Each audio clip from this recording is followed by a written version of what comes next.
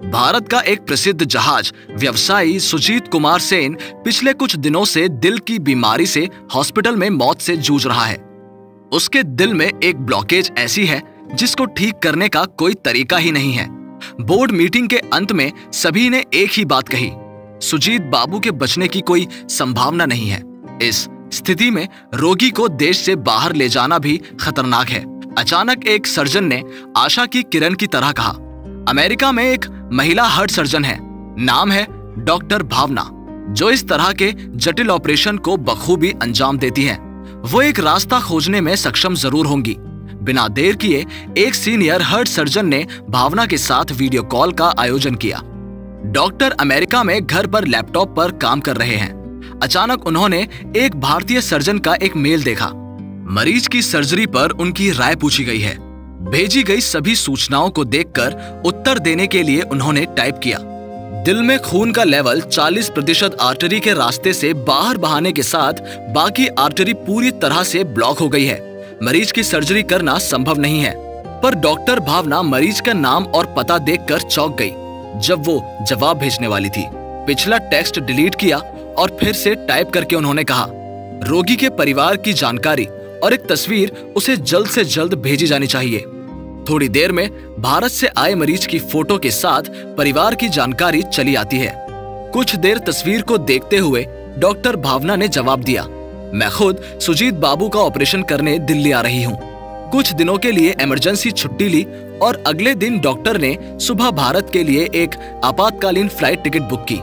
खाने के बाद अपनी माँ लीला देवी से कहा, बहुत परेशानियों से तुमने आज मुझे एक प्रसिद्ध डॉक्टर बनाया है, जिसके लिए मैं तुम्हें कुछ उपहार देना चाहती हूँ। तो मैं कल सुबह भारत जा रही हूँ। मैं वापस आऊंगी और तुम्हें सब कुछ बताऊंगी।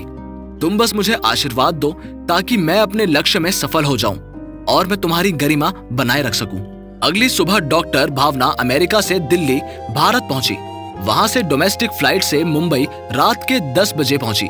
रात को वहां के डॉक्टर्स के साथ बोर्ड की मीटिंग में बैठी और फैसला किया कि पेशेंट का बाईपास सर्जरी होगा। हालांकि बचने की संभावना बहुत कम है, लेकिन वो मान गए। अगले दिन उन्होंने सुजीत कुमार सेन का सुबह 10:07 पर हार्ट बाईपास सर्जरी शुरू की।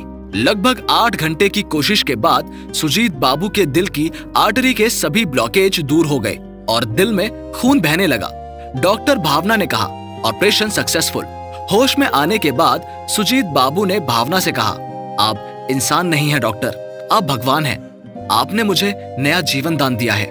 मैं खुद यमराज को देख सकता था। कितना खुशनसीब है वो माँ बाप जिन्होंने आपको जन्म दिया। इस बार डॉक्टर भावना ने कहा, अगर मैं कहूँ कि तुम वो भाग्यशाली पिता हो तो?